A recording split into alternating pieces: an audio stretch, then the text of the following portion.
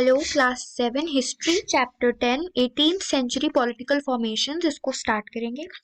इस चैप्टर के अंदर बेसिकली हमने क्या पढ़ना है, 18th सेंचुरी यानी कि जब जो मुगल एम्पायर था उसका डिक्लाइन हो रहा था, उसके अंदर जो पॉलिटिकल सिचुएशंस थी पूरे इंडियन सब कॉन्टिनेंट की, उसके बारे में पढ़ेंगे कि उसमें क्या क्या चेंजेस आए, क्या क्या नया पॉलिटिकल फॉर्मेशन हुई, यानी कि कौन सी अलग चीजें बनी पॉलिटिकली, सिर्फ पॉलिटिक्स की इसके अंदर ज्यादा देखेंगे, यानी कि क्या नए रूलर्स बने, कौन सी नई स्टेट्स आई, जो मुगल रूलर्स थे या जो मुगल एम्परर्स थे उस टाइम पे वो वीक क्यों हुए, मुगल एम्पायर डिक्लाइन क्यों हुआ। और थोड़ा सा हम ब्रिटिश के बारे में भी पढ़ेंगे कि ब्रिटिश ने फिर कैसे इंडिया में आना शुरू किया, वो थोड़ा उसको सिर्फ टच करेंगे क्योंकि 8th क्लास की जो हिस्ट्री है, क्योंकि ये लास्ट चैप्टर है 7th क्लास का।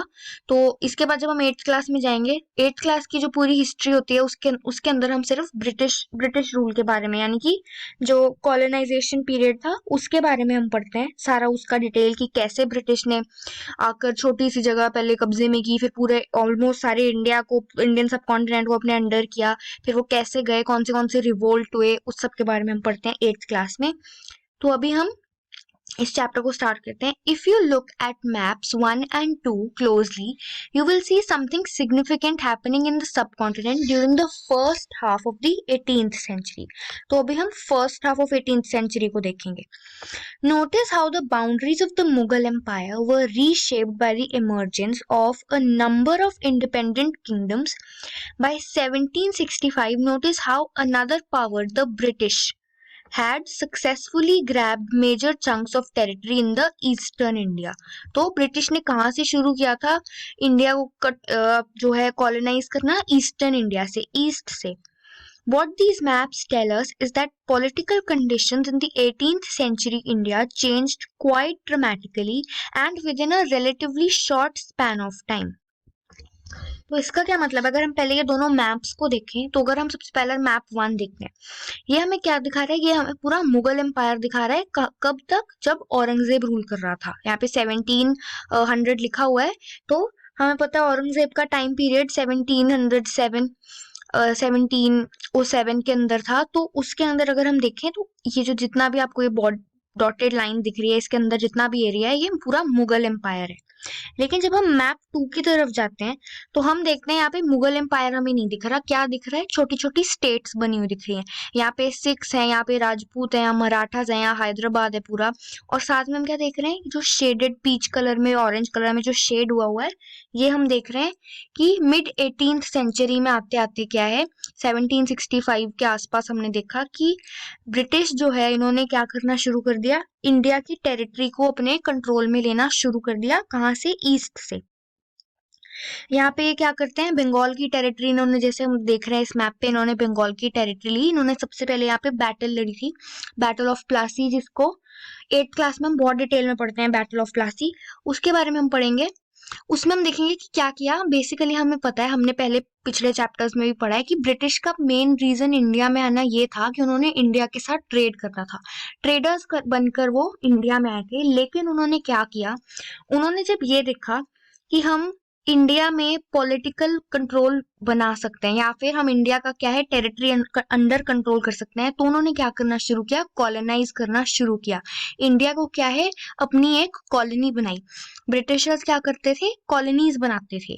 ठीक है, जब मैं कहती हूँ कि जैसे हम क्यों कहते हैं कि एक ब्रिटिश एम्पायर नहीं था, ये कॉलोनी थी ब्रिटिश की, सिर्फ इंडिया नहीं, ब्रिटिश ने और भी बहुत सारी कंट्रीज जो थी वहां पर जा जाके अपनी कॉलोनीज बनाई थी, तभी हम इसको कॉलोनाइजेशन कहते हैं। ब्रिटिश ये करते थे क्योंकि इनका मेन रीजन क्या था, इन्होंने क्या करना था, पैसे लेकर वापस ब्रिटेन जाना था। ठीक है, इनकी जो लॉयल्टी थी वो हमेशा यूके या ब्रिटेन के साथ ही रहेगी। तो ये क्या करते थे, कॉलोनीज को लूट कर पैसे लेकर उनको ब्रिटेन भेजते थे। यहाँ से जो भी पैसे मिले या जो भी अच्छा अच्छा सामान मिला ब्रिटेन भेज दिया, जो मिला ब्रिटेन भेज दिया, सिर्फ इंडिया से नहीं अपनी बाकी कॉलोनीज से। इनका डिफरेंस क्या था मुगल के साथ, मुगल ने हमेशा क्या किया, जैसे हमने पहले भी पढ़ा था, अकबर के केस में पढ़ा था कि अकबर को कैसे बोलते थे, अकबर कहता था कि इंडिया मेरा अपना है। वो क्या करता था, पैसे लेता था, फिर इंडिया की या फिर जो भी इसका, इंडिया तो बाद में बना, जो भी उसके टेरिटरी थी, जो इंडियन सब कॉन्टिनेंट था उसके अंडर, उसका जो एम्पायर था उसकी अपलिफ्टमेंट करता था, यानी कि उसकी भलाई चाहता था। उसकी जो उसका एरिया एम्परर, जो उसका एम्पायर है उसकी डेवलपमेंट करता था, उसमें वहाँ पे नई नई चीजें बनाई, डेवलपमेंट की, यानी कि लोगों की हेल्प करी, अगर क्राइसिस आए तो हेल्प करी, कुछ हुआ तो लोगों की हेल्प की, लोगों को अपना माना, उसके अपने एम्पायर को जो है अपना एम्पायर माना। इंडियन सब कॉन्टिनेंट को उसने क्या बोला कि ये मेरी अपनी लैंड है, हम लुटेरे नहीं है, हम लूट कर पैसे वापस नहीं जाएंगे, हम यहीं रहेंगे, हम इंडिया के ही लोग हैं। लेकिन ब्रिटिश क्या कहते थे, जब ब्रिटिश ने इंडिया पे कब्जा किया, उन्होंने ये नहीं कहा कि हम इंडियंस बन गए या फिर जो भी है हम इंडिया के लोग हैं, हम इनकी भलाई चाहेंगे, हम इनका जो है इनके लिए अच्छा काम करेंगे, जहाँ गरीबी है वहां पे हम डेवलपमेंट करेंगे। इन्होंने क्या करना था, सारी जगह से पैसे लेने थे और ब्रिटेन भेजना था, क्योंकि इनकी जो लॉयल्टी थी वो हमेशा ब्रिटेन के साथ ही रही है। तो ये क्या करते थे, कॉलोनी आए, कॉलोनी बनाई, सामान अपना जो टेरिटरी अपने अंडर की, पैसे लिए, लूटे और अपनी ब्रिटेन यानी कि जो इनकी ओरिजिनल लैंड है वहां भेज दिए, जो इनकी नेटिव लैंड है उधर भेज दिए, और वहां की डेवलपमेंट करी, ब्रिटेन की डेवलपमेंट की। यहाँ की जो है उसका चाहे डेवलपमेंट हो ना हो, उन्हें कोई फर्क नहीं पड़ता। In this chapter we will read about the emergence of new political groups. ये इंपॉर्टेंट चीज है, हमने पढ़ा यहाँ पे पॉलिटिकल फॉर्मेशन हुई, क्या पॉलिटिकल फॉर्मेशन हुई, किस चीज की पॉलिटिकल फॉर्मेशन हुई, तो हमने पढ़ा अलग अलग ग्रुप्स बने, पॉलिटिकल ग्रुप्स बने सब कॉन्टिनेंट पे, इंडियन सब कॉन्टिनेंट की बात हो रही है। कौन से, first half of the 18th century. अभी हम ज्यादा जो है इस चैप्टर के अंदर first half of the 18th century में ही फोकस करेंगे। तो हमने देखा कि 18th सेंचुरी के पहले हाफ में क्या है, पॉलिटिकल ग्रुप्स बनने शुरू हो गए।